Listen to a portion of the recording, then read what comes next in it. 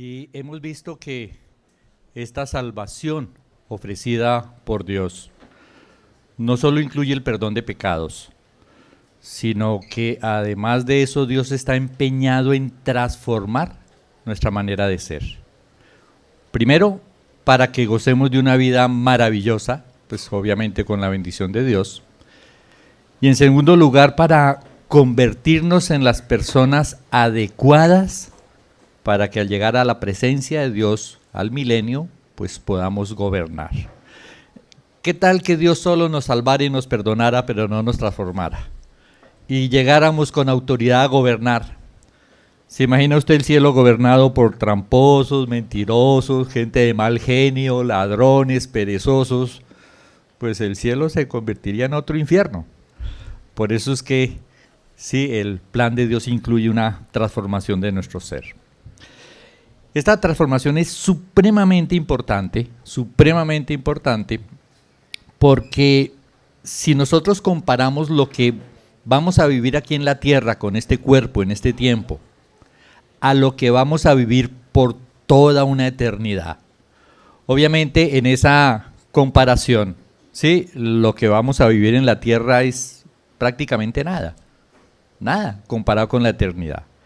Y es por esa razón que invertir en la eternidad se vuelve algo supremamente valioso, ¿sí? Supremamente valioso. Precisamente por esta comparación que hago es que Jesús dijo, Mateo 16, 26, porque ¿qué aprovechará al hombre si ganare todo el mundo y perdiere su alma? ¿O qué recompensa dará el hombre por su alma? Y la gente lo que dice, no, pues yo quiero pasar sabroso. Bueno, si usted no busca a Dios, seguramente logre pasar sabroso a ratos, ¿sí? Porque no creo que toda la vida tampoco, ¿sí? Y lo más grave es que se perderá la oportunidad de vivir en la presencia de Dios y pues obviamente el infierno sí existe. Y lo más serio tal vez sería es que no hay otra oportunidad. O sea, esta vida es la única que tenemos, este tiempo es el único que tenemos, porque la oportunidad tanto de salvarse como de ser transformado termina en el momento en que morimos.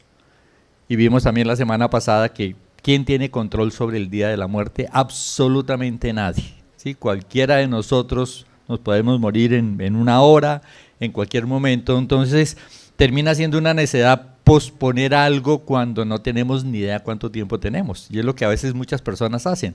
No, sí, el cristianismo es chévere, pero no, yo voy a gozar primero un rato.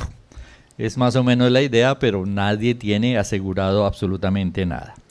¿Por qué no hay otra oportunidad? Hebreos 9:27 dice, y de la manera que está establecido para los hombres que mueran una sola vez y después de esto el juicio. O sea, no hay reencarnación, ¿sí? Tampoco hay purgatorio, que son dos ideas que dan a entender, bueno, usted se fue medio chueco, pero allá en el purgatorio le enderezamos un poquito para que pase. No hay otra oportunidad, ¿sí? Todo es una sola vez, después de esto viene el juicio.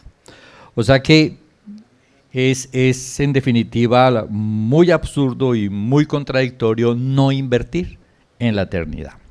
¿Cómo se invierte en la eternidad? Bueno, solo hay un camino. Y ese camino es, hay que reconocer a Jesucristo como nuestro Señor y como nuestro Salvador.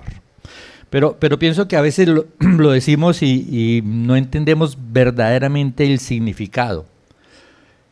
Reconocerlo como Salvador. ¿Salvarme de qué? Pensamos de los pecados. ¿Los pecados ofenden a Dios? Sí, los pecados ofenden a Dios, es cierto. Pero yo no creo que ese sea el problema serio, porque no creo que Dios se vaya a poner a llorar. ¿Cuál es el otro problema con el pecado? Ser pecador es hacer las cosas mal. O sea, cuando una persona reconoce que necesita ser salvado porque es pecador, está reconociendo, yo no sé cómo dirigir adecuadamente mi vida. Estoy haciendo cosas que creo que me van a traer buenas cosas y resulta que no. Le contaba a Lilianita que hoy vino una señora que vino hace 10 años. Hace 10 años vino y buscó la casa y me encontró. Y me dijo, me acuerdo de usted, me acuerdo de sus palabras. Y me he sentido muy vacía en estos días. y he probado con esto y con esto y con esto y termino haciéndome daño, termino sufriendo. Yo soy católica, 100% católica, pero yo necesito algo nuevo. Es esa la verdad, ¿sí? Podemos vivir a nuestro antojo, pero siempre vamos a cosechar las consecuencias. Entonces, si alguien dice yo soy pecador, necesito ser rescatado, pues obviamente la actitud al reconocer ser pecador es no voy a dirigir más mi vida porque no la sé dirigir.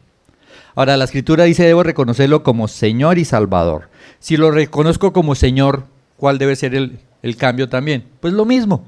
Si Él es el que manda, si Él es el Señor, pues yo soy el que debo obedecer. O sea que reconocer a Jesucristo de manera doble es reconocer que necesito comenzar a hacerle caso.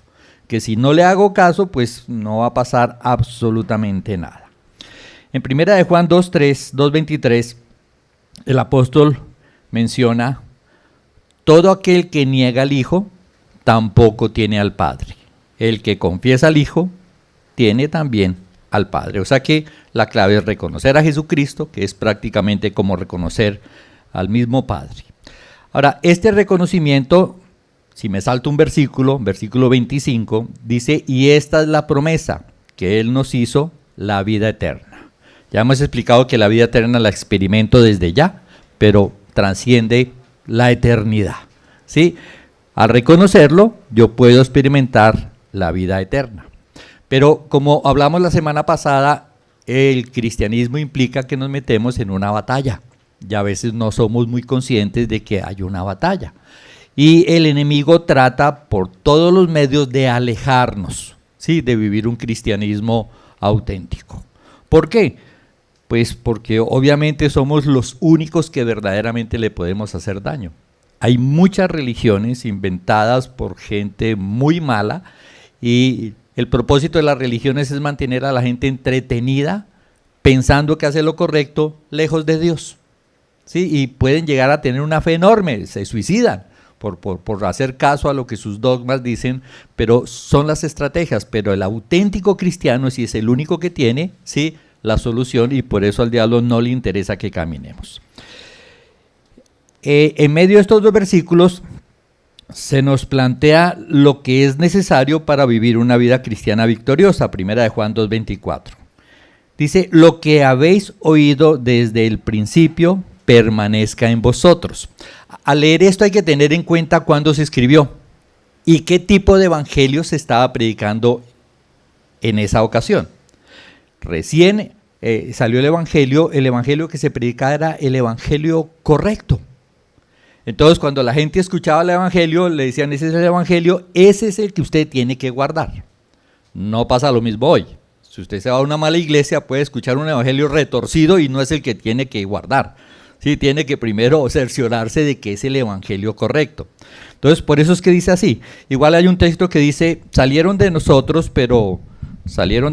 para que se hiciera evidente que no eran de nosotros. Y entonces eso tampoco se aplica en muchas iglesias, porque algunos se salen de las iglesias porque sí son gente de Dios y con el tiempo lo logran descubrir que no están en el sitio correcto. Hay que entender eso del tiempo en estos pasajes. Dice, si lo que habéis oído desde el principio permanece en vosotros, también vosotros permaneceréis en el Hijo y en el Padre.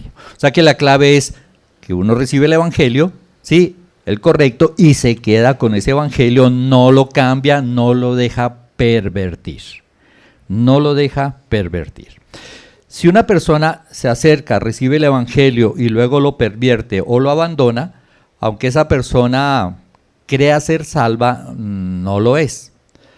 Una de las evidencias de que una persona realmente es salva es que permanece en el evangelio hasta que se va a la presencia de Dios.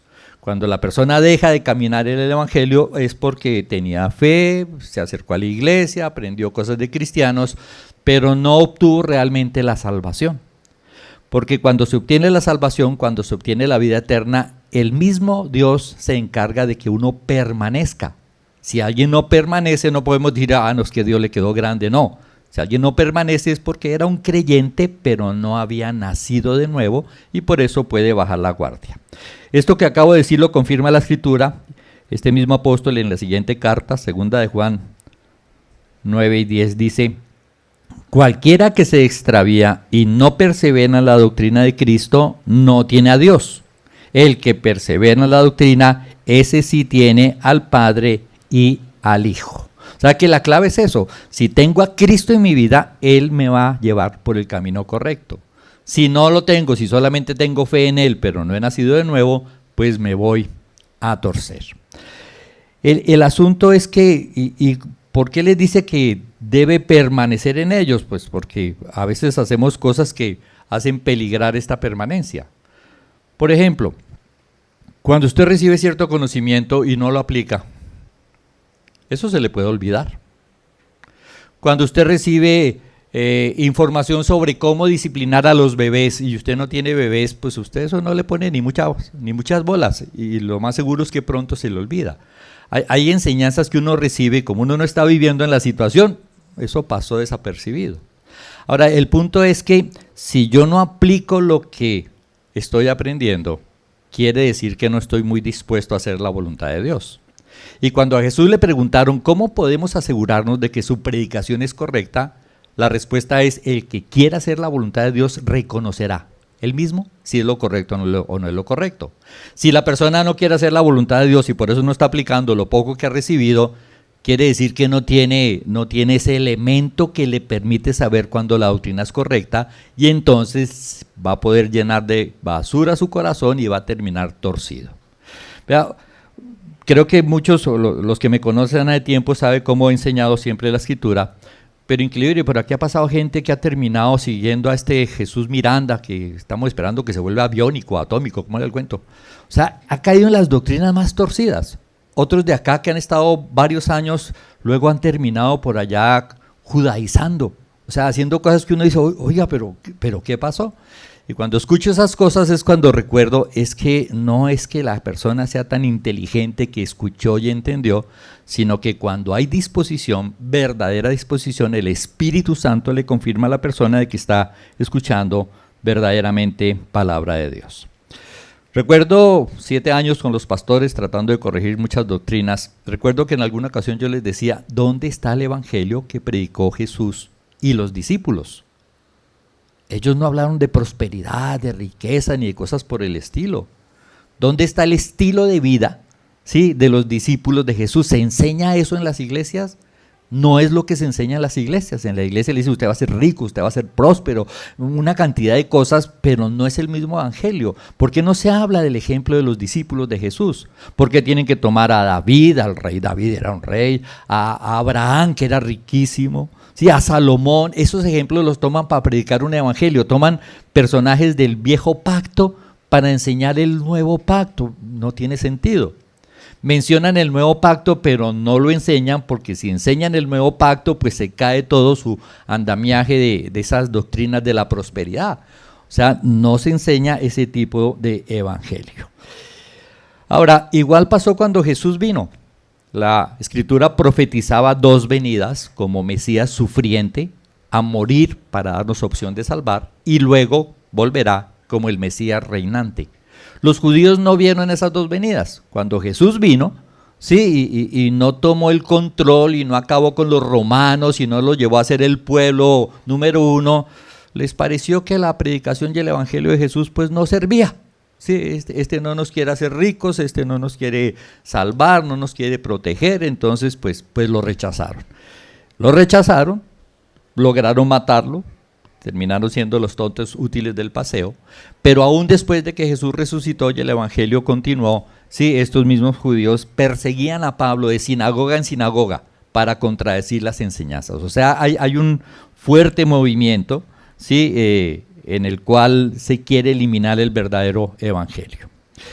El apóstol Pablo escribió por esta razón, dice: por lo demás, Filipenses 3:1, por lo demás, hermanos, gozaos en el Señor. A mí no me es molesto el escribirlo las mismas cosas, y para vosotros es seguro. Repetir las mismas cosas. Por ahí he leído estudios de que de una charla de estas usted sale y se acuerda el 5% y a la semana no acuerda nada, y uno queda como frustrado de cómo hacer entonces. Y es bien claro lo que el apóstol dice: le repetía las mismas cosas. Seguro a usted le ha pasado aquí que yo comienzo a hablar de un tema y dice: ya me lo sé. Bueno, qué chévere que ya se lo sabe, pero ya lo está aplicando. Y también tenga en cuenta que hay gente nueva que viene que no sabe tanto como usted sabe. Entonces a mí tampoco me es molesto repetirle las mismas cosas y para ustedes es seguro. Es la idea. Ahora, luego de esto, el apóstol continúa y menciona a alguno de los enemigos. Filipenses 3:2. Después de que dice que no les molesto insistir.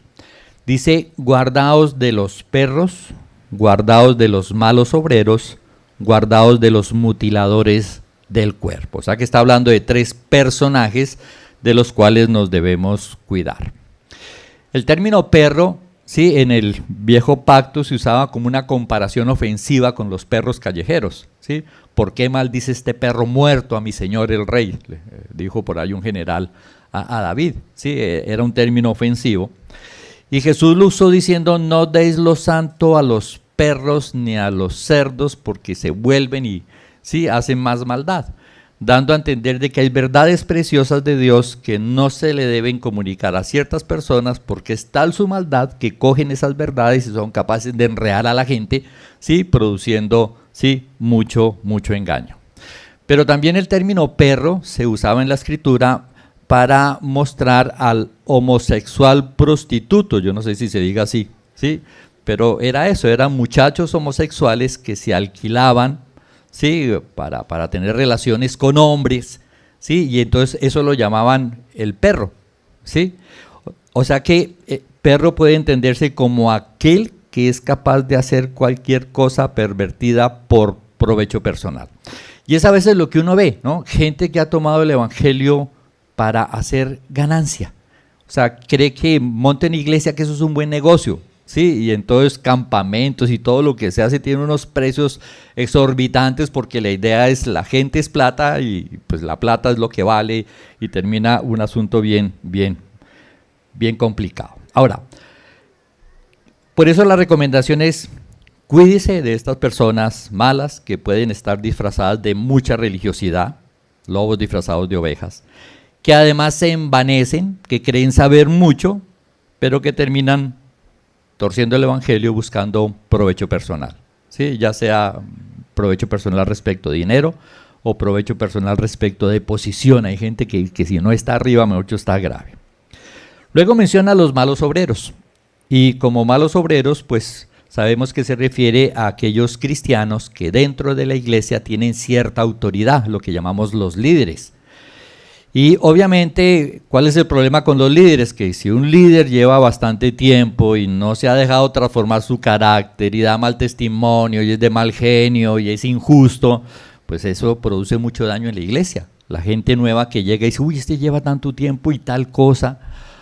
Hay líderes o gente que lleva mucho tiempo y ante cualquier problema se angustia que parece que ni fuera cristiano.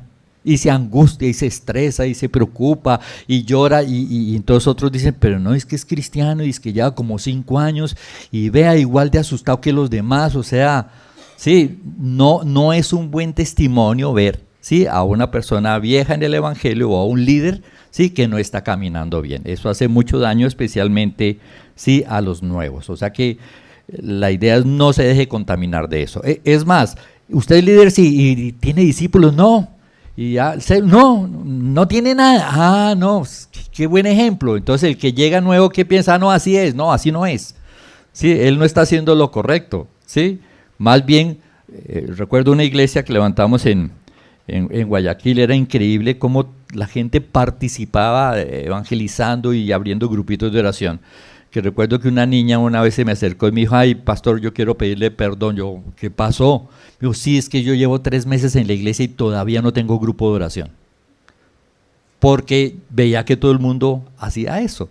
O sea, eso es más bien lo que se debe pegar, no las malas prácticas y los malos testimonios de algunos cristianos.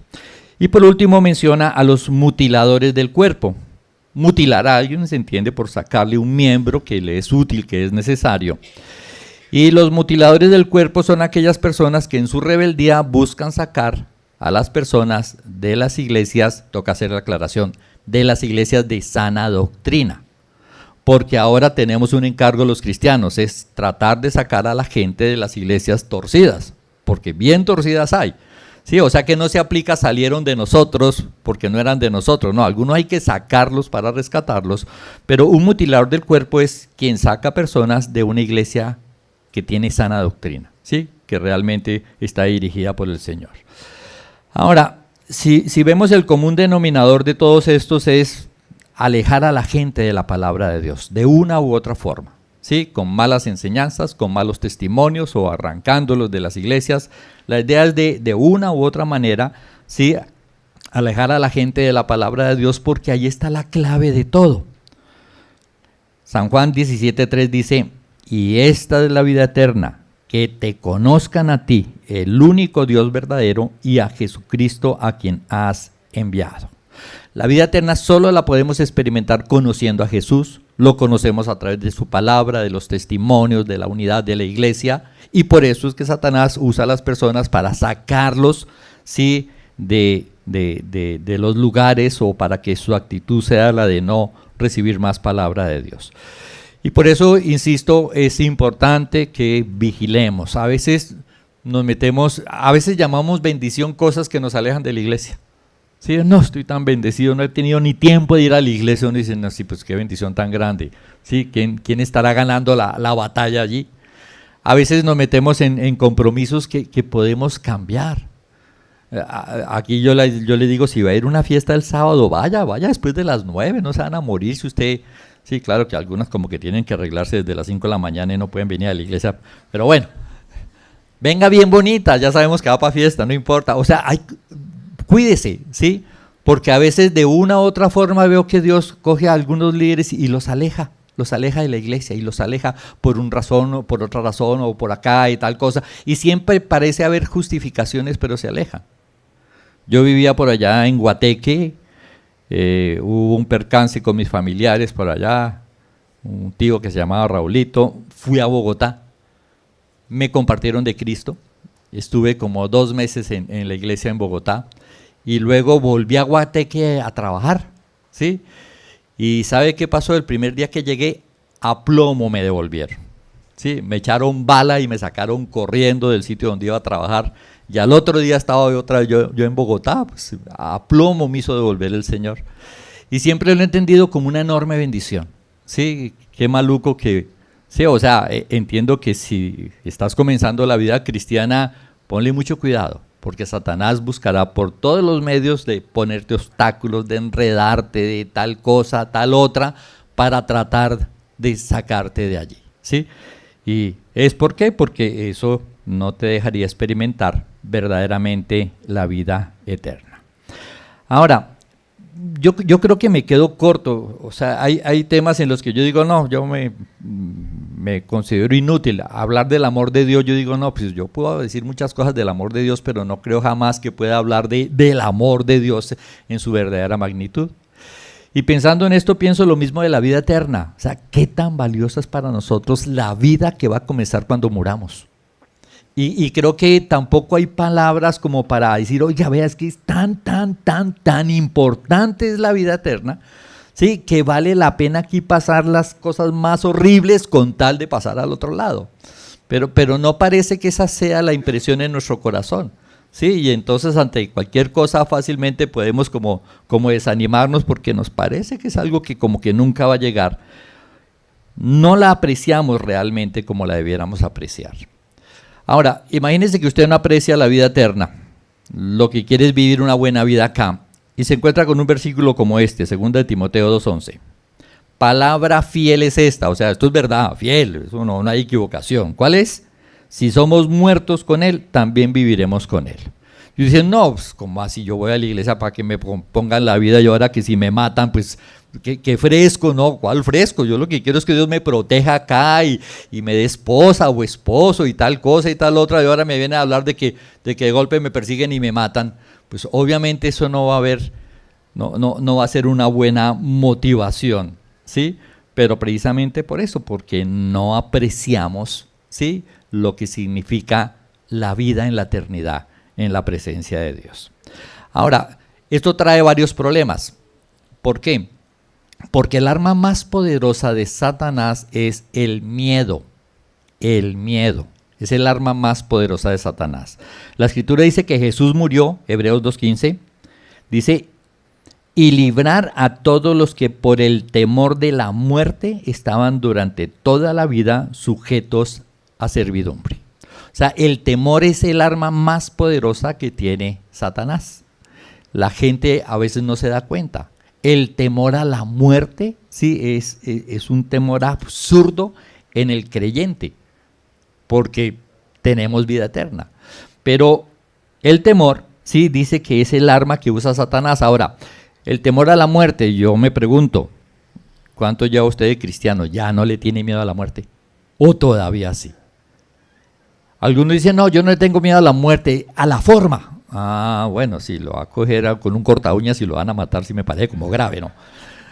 Otros dicen, no, yo no le tengo temor a la muerte, es que se queda mi papá, mi abuelita, mis hijos. No, Dios se queda, sí, usted se va. O sea, como que lo disfrazamos, pero la idea es que no le tengamos miedo a la muerte. No deberíamos tenerle miedo a la muerte. Me han hecho varias cirugías y yo siempre le digo a Estelita cuando va a entrar a la cirugía, si me va bien, no nos vemos. Si no me va muy bien, aquí seguimos dando lata. Sí, y se lo he dicho como 2 o 3 veces que me ha tocado, si me va bien, no nos vemos. Si no, pues toca seguir aquí en la lucha. Ahora, el asunto es que, listo, usted no le tiene temor a la muerte, pero ¿sabe dónde comienza el temor a la muerte? En la preocupación, el afán. Es la semillita. Ay, le afana no sé qué, le afana no sé qué, le afana. Ahí comienza.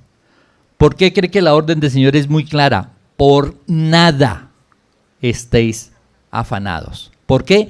Por nada. No, pero es que no hay absolutamente nada que traiga una justificación por la cual uno se afana. Pero todavía nos afanamos. ¿Por qué nos afanamos? Temor. Temor a que pase, temor a que tal cosa, temor a tal otra. Cuando si somos claros, ¿qué es lo peor que me puede pasar? Pues que me muera. Y si me muero, ¿qué paso? Estreno cuerpo. Yo no me imagino que usted tuviera un Renaultito 4, en estos días vi uno impecable, ¿sí? Un Renaultito 4 y usted anda en su Renaultito 4, pero en su garaje tiene usted, qué sé yo, un Ferrari, un Bugatti, un Porsche, un carrazo último modelo, y usted anda en su Renaultito 4 que cada vez se está como dañando más y entonces usted pues le hace los mantenimientos y tal cosa, pero usted sabe que en el momento en que se le dañe su carrito, pues usted lo deja ahí donde cualquier va y coge su Ferrari y se va. ¿Le preocuparía que se le dañe su cacharrito? Pues uno diría no. Y entre más le haga para sostener una idea, pues como tan bobo, ¿no? En lugar de dejar que se dañe de una vez y coja el superauto. Bueno, así debemos ver nuestra vida acá. Se acabó la vida acá, amén, qué bueno, voy a comenzar a experimentar la vida eterna en la presencia de Dios. Y eso es algo súper, súper maravilloso. 1.000.000 de veces mejor, ¿sí?, de lo que estamos viviendo acá.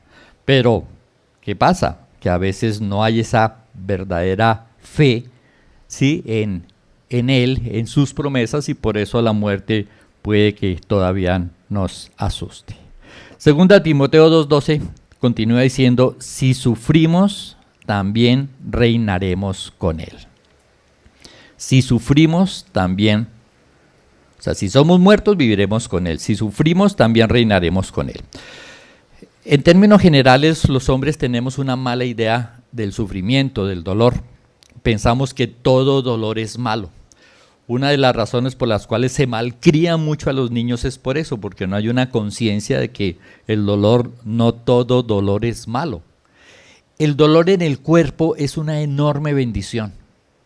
El leproso pierde la sensibilidad por completo. Un leproso podía poner la mano en la estufa prendida y ponerse a conversar y luego los huesos, ¿sí? Porque no hay un dolor que le avise que algo está mal. Un dolor en la muela, un dolor en la tripa, o sea, eso es una alarma, es una tremenda bendición. El dolor en el alma muestra que hay pecado. La única razón válida para sentir dolor es por el pecado de la gente. Te estás perdiendo la bendición de Dios, eso me duele. Estoy pecando, me estoy perdiendo la bendición de Dios, eso me duele. La Escritura habla de que hay un dolor que es válido, que me lleva a arrepentirme, pero hay un dolor, el dolor por las cosas del mundo produce muerte. que le robaron el carro y a usted le duele, eso produce muerte en su vida. Entonces el dolor es eso, es el timbre, es la alarma que me dice tus creencias están equivocadas. Tienes que cambiar tus creencias para que eso que te está produciendo dolor no te produzca dolor, ¿sí? Y se trata de eso, o sea que el dolor viene siendo una bendición. Porque me lleva a cambiar mis creencias. Porque si sufrimos reinaremos con él. Porque si el dolor me lleva a reevaluar mis creencias y a cambiar mi comportamiento, pues entonces voy a tener más capacidad para poder gobernar con él. Pero no siempre el dolor viene, o sea, por hacer lo correcto. Obviamente hay mucho dolor por hacer lo incorrecto. Primera de Pedro 3:17. Porque mejor es que padezcáis haciendo el bien, si la voluntad de Dios así lo quiere, que haciendo el mal. Ahora, la idea no es que Dios nos llamó a sufrir, no. Ni Dios nos llamó a perseguirnos, no. Sí, ese es el costo que a veces y a ratos se puede pagar. Pero no quiere decir que todos estamos destinados a vivir unas vidas miserables, sufriendo. No, no, Dios tiene sus caminos y sus personas. Pero si hacemos las cosas mal, sufrimos. El problema cuando hacemos las cosas mal es que, bueno, uno en determinado momento podría decir eso. Uy, Señor, estoy haciendo las cosas re mal, estoy recibiendo golpe tras golpe, nada se compone y sigo haciendo las cosas mal, me voy a portar bien. Pero no siempre ocurre así. A veces cuando hacemos las cosas mal y vienen malas consecuencias, hacemos las cosas peor todavía para tratar de arreglar las consecuencias. Y entonces eso no ayuda, eso va a traer más dolor. Imagínese que le matan a un familiar y usted se llena de ira y va y contrata a un sicario. Podría pasar. Entonces el punto es no. Hay que sufrir, pero por causa de hacer las cosas bien. ¿Sí? No por causa de hacer las cosas mal. En 1 de Pedro 3:13, a través de una pregunta se hace una afirmación. ¿Y quién es aquel que os podrá hacer daño si vosotros seguís el bien? Y la respuesta es nadie. Nadie nos puede hacer daño si nosotros seguimos el bien. Pero ojo, ¿de qué está hablando? ¿De mi cuerpo? ¿De mi salud? ¿De mi economía? No, no, porque en otra parte del Evangelio es muy claro, si ustedes me siguen los pueden matar, pero no se preocupen, mientras no toquen su alma. Esta promesa se refiere a eso, a ti nadie te puede hacer mal en tu alma, ni en tu espíritu si tú haces lo correcto. Te pueden matar, secuestrar, violar, lo que sea, pero si tú haces lo correcto y cuando vengan las situaciones difíciles sigues haciendo lo correcto, nadie jamás te podrá hacer daño. Ese sufrimiento te llevará a crecer enormemente espiritualmente. Entre más grande sea, más grande será el crecimiento. O sea que haya una protección absoluta sobre esa alma que Dios está transformando en nosotros. Ahora, ¿qué quiere decir esto? Que cualquier ataque con la intención de hacernos daño se convierte en nosotros en una bendición. Y por eso es que dice que si sufrimos, hablando de si sufrimos haciendo lo correcto, también reinaremos con él. Continúa diciendo, versículo 14, mas también si alguna cosa padecéis por causa de la justicia, bienaventurados sois. Por tanto, no os amedrentéis por temor de ellos, ni os conturbéis, sino santificad a Dios el Señor en vuestros corazones, y estad siempre preparados para presentar defensa con mansedumbre y reverencia ante todo aquel que os demande la razón de la esperanza que hay en vosotros. O sea que si sufrimos por hacer lo correcto, no se preocupe, Dios lo está bendiciendo, no se asuste, no se eche para atrás, santifique al Señor y hable y dé buen testimonio. El pasaje continúa, 2 Timoteo 2:12, si sufrimos, también reinaremos con él. Si le negaremos, él también nos negará. Si fuéramos infieles, él permanece fiel. Él no puede negarse a sí mismo. Si le negaremos, él también nos negará. Esta parte me parece complicada. Y luego menciona si somos infieles. O sea, dando a entender de que una cosa es negar al Señor y otra cosa es ser infieles con Él. ¿Sí? Por eso creo que la negación debe entenderse como la acción que tomamos para evitar persecución. ¿Sí? La acción que tomamos para evitar persecución. Mientras que la falta de fidelidad con Dios tiene que ver con que pues, dejo que la carne tome el control y hago cosas que no debo hacer. Pero el negarle sí es buscar, sí, no sufrir. Digo que no soy cristiano, niego que soy cristiano, yo no me voy a boletear, yo no tal cosa, entonces, sí. El ejemplo más claro que tenemos en la Escritura es el de Pedro, al cual Jesús le advirtió, sí, que lo iba a hacer. Él rejuró que no, convenció a todos los demás de que no, todos hicieron lo mismo. Marcos 14:70 dice, pero él negó otra vez. Y poco después los que estaban allí dijeron otra vez a Pedro, verdaderamente tú eres de ellos porque eres Galileo y tu manera de hablar es semejante a la de ellos. Tu manera de hablar es semejante a la de ellos. Me acordé de alguien con la que vimos el partido de fútbol, estábamos un grupo de cristianos, y entonces esta persona dijo, ay no, aquí no puedo echar madrazos. Tenemos una manera de hablar diferente, ¿sí? No acostumbramos pues decir vulgaridades ni groserías, ¿sí? Entonces claro, estaba muy emocionado, pero no sabía. Yo le dije, diga Dios mío, entonces decía Dios mío cada rato. Dice, entonces él comenzó a maldecir y a jurar, no conozco a este hombre de quien habláis. O sea que Pedro hablaba ya muy decentemente y cuando le dijeron eso hasta sacó las groserías más grandes y comenzó a decir barbaridades para asegurar que él no conocía a Jesús. O sea que es claro, cuando negamos al Señor lo hacemos para evitar persecución, discriminación, vergüenza. Y obviamente no es lo mismo ser cristiano de la secreta. Negar al Señor es cuando somos confrontados. ¿Ve, usted es cristiano? Sí, o sea, no quiero decir nada para no quedar mal. En otros pasajes habla de lo mismo, similar, Mateo 10:32. A cualquiera pues que me confiese delante de los hombres, yo también le confesaré delante de mi Padre que está en los cielos. Y a cualquiera que me niegue delante de los hombres, yo también le negaré delante de mi Padre que está en los cielos. ¿Qué significa que Dios me niegue? Marcos 8:38, porque el que se avergonzare de mí y de mis palabras en esta generación adúltera y pecadora, el Hijo del Hombre se avergonzará también de él cuando venga en la gloria de su Padre con los santos ángeles. ¿Qué significará que el Señor se avergüence de nosotros en su venida? ¿Le da vergüenza decir que es cristiano? ¿Le da vergüenza al joven decir que se está guardando virgen para el matrimonio? ¿Le da vergüenza? ¿Sí? Ahora, ¿por qué es tan grave negar al Señor? Porque resulta que la persecución es muy necesaria. Y cuando negamos al Señor evitamos la persecución que necesitamos para crecer espiritualmente. ¿Ya?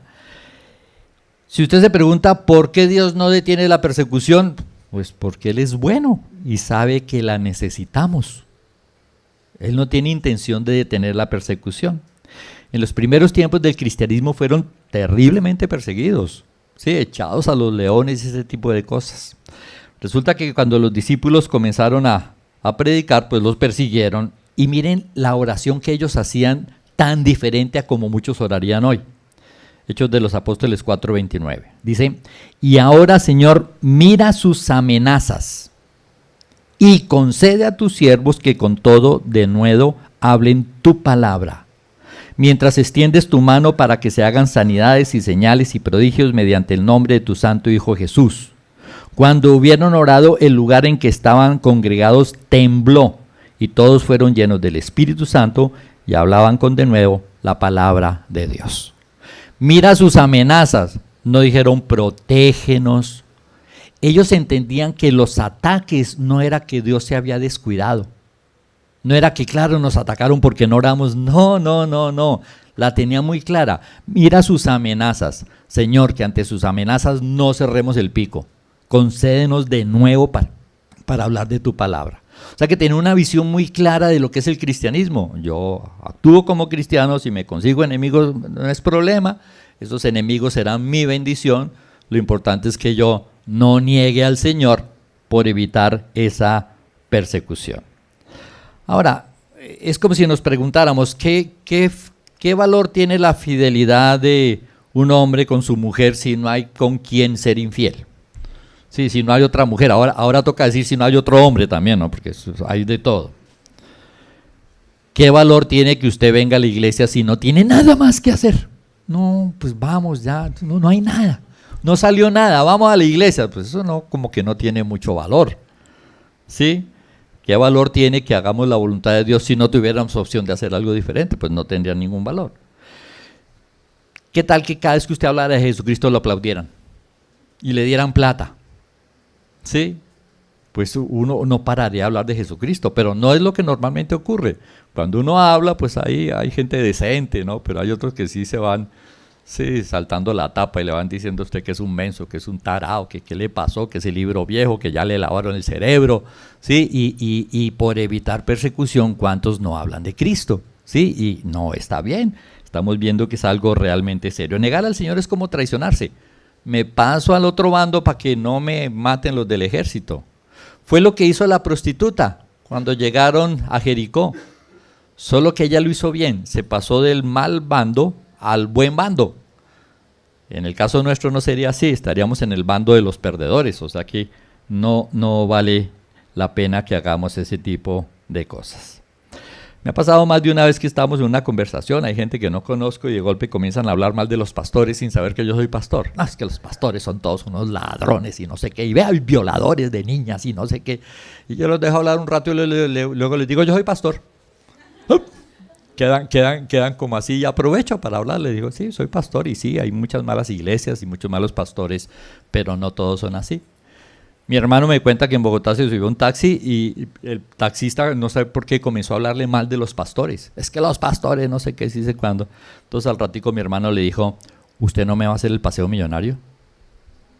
El taxista le dijo, no, ¿cómo se le ocurre? Es que como los taxistas hacen el paseo millonario. Pero no todos, le dijo, igual no todos los pastores son como usted dice. ¿Sí? O sea, no hay que echarse para atrás, hay que hacer lo correcto. Insisto, la persecución es el ofrecimiento, pero a veces es el costo que tenemos que pasar. El apóstol Pablo frente a la persecución escribió lo siguiente, 2 Timoteo 3:11. Persecuciones, padecimientos como los que me sobrevinieron en Antioquía, en Iconio, en Listra, persecuciones que he sufrido y de todas me ha librado el Señor.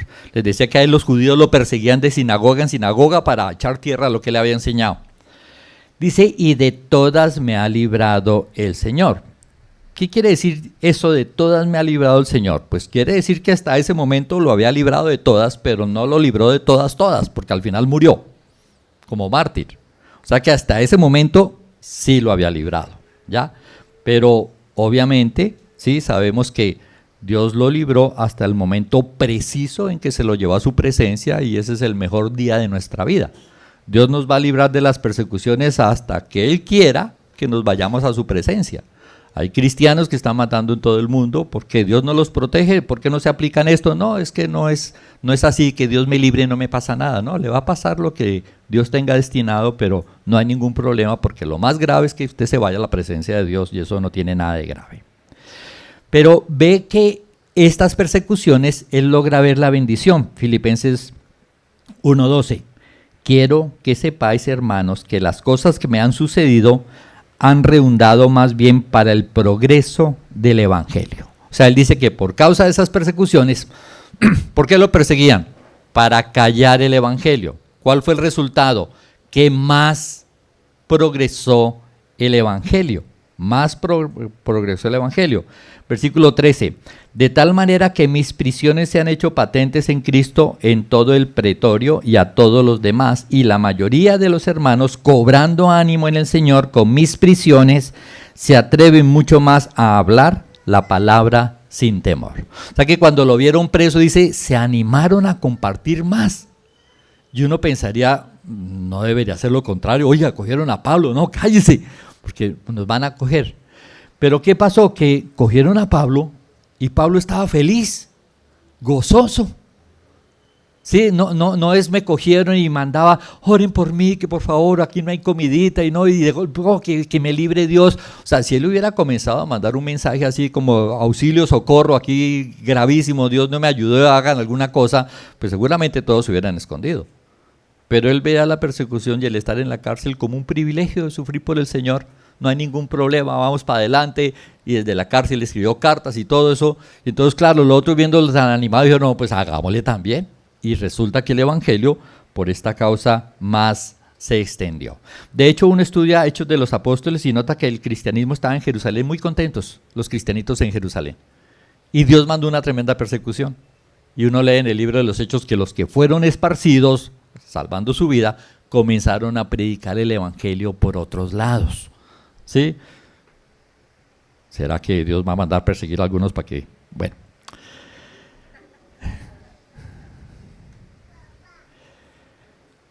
Filipenses 1:15, continúa hablando. Inclusive algunos de sus enemigos, cuando vino la persecución, se animaron, porque querían como demostrar que eran más que Pablo. Sí, o sea, ocurre. Dice, algunos a la verdad predican a Cristo por envidia y contienda. O sea, que Pablo estaba predicando y otros medio torcidongos ahí, no, es que yo quiero ser más que Pablo. Y entonces por envidia, aprovechando que estaba preso, dice, pero otros de buena voluntad. Los unos anuncian a Cristo por contención, no sinceramente, pensando añadir aflicción a mis prisiones. Como competencia de iglesias, no, es que esta iglesia crece más que la suya, bueno. Pero los otros por amor, sabiendo que estoy puesto para la defensa del evangelio. Que pues, no obstante, de todas maneras, por pretexto o por verdad, Cristo es anunciado y en esto me gozo y me gozaré aún. O sea, él dice, no importa que sea por envidia, ellos darán cuenta a Dios, lo importante es que Cristo está siendo anunciado. Y todo esto vino, sí, producto de la persecución. Luego dice lo siguiente, Filipenses 1, 19 y 20. Porque sé que por vuestra oración y la suministración del Espíritu de Jesucristo, esto resultará en mi liberación, conforme a mi anhelo y esperanza de que en nada seré avergonzado, antes bien con toda confianza, como siempre, ahora también será magnificado Cristo en mi cuerpo, o por vida o por muerte. Ahora, hay que leer bien, ¿no? Dice, con toda confianza como siempre, dice que eso va a resultar en su liberación. Y uno podía entender, no, él estaba seguro que lo iban a sacar de la cárcel. Pero si lee la última parte, dice, será magnificado Cristo en mi cuerpo, o por vida o por muerte. O sea, ¿qué es lo que él realmente está diciendo? Dice, yo sé que de aquí voy a salir libre. O me sueltan y salgo libre, o me matan y salgo libre. Eso es lo que está diciendo. No está asegurando que es que Dios lo va a sacar de la cárcel, porque los hijos de Dios, Dios los protege y no les pasa nada. Eso es cuento, nos pasan las mismas cosas que los demás, pero podemos volverlas bendición cuando le creemos a Dios. Sí, podemos sufrir pobreza, enfermedad, muchas cosas igual que los demás, pero todo viene con bendición. Ahora, cuando él dice con toda confianza como siempre, lo que realmente está diciendo, yo confío en la voluntad de Dios. Si él quiere sacarme de la cárcel, me saca. Si él quiere que me maten aquí, me matan. Yo confío en que lo que Dios decida, no hay problema para mí. Eso es lo que realmente estoy diciendo. Y qué rico que nuestra fe llegara a ese nivel, a confiar en que lo que Dios haga es lo mejor. Porque a veces tenemos fe para solucionar los asuntos de tal o cual manera. Ay, no, yo confío que Dios me va a dar este trabajito. Ay, no, yo confío que Dios me va a sacar ese tumorcito. Ay, no, yo confío que tal cosa. Y esas confianzas, pues puede, como la lotería apuntó. Uy, se embocó. Gloria a Dios y está contento con el testimonio. ¿Y si no le apunta? ¿Y si no es lo que Dios quiere? ¿Y si Dios tiene algo mejor, diferente? Y entonces la clave está es en eso, en aprender a confiar en que lo que Dios quiere es lo mejor. Porque cuando confío en que lo que Dios quiere es lo mejor, realmente vivo para Él. Hay unos que creen que viven para Dios y cuando el Señor le dice te vas a morir, no, eso les da una lloradera. Toca llevárselos a la fuerza. Hay otros que sí viven para el Señor y cuando el Señor le dice vengo por ti, dice uy Señor, qué bueno. Sí, qué bueno que llegó el momento de morirme. Y es eso lo que Pablo realmente estaba viviendo, Filipenses 1:22. Mas si el vivir en la carne resulta para mí en beneficio de la obra, no sé entonces qué escoger. O sea, él está pensando, yo de aquí salgo libre, así sea el espíritu volando o el cuerpo, pero de aquí lo que es yo salgo. Pero entonces ya se plantea la pregunta, mas si el vivir en la carne resulta para mí en beneficio de la obra, no sé entonces qué escoger.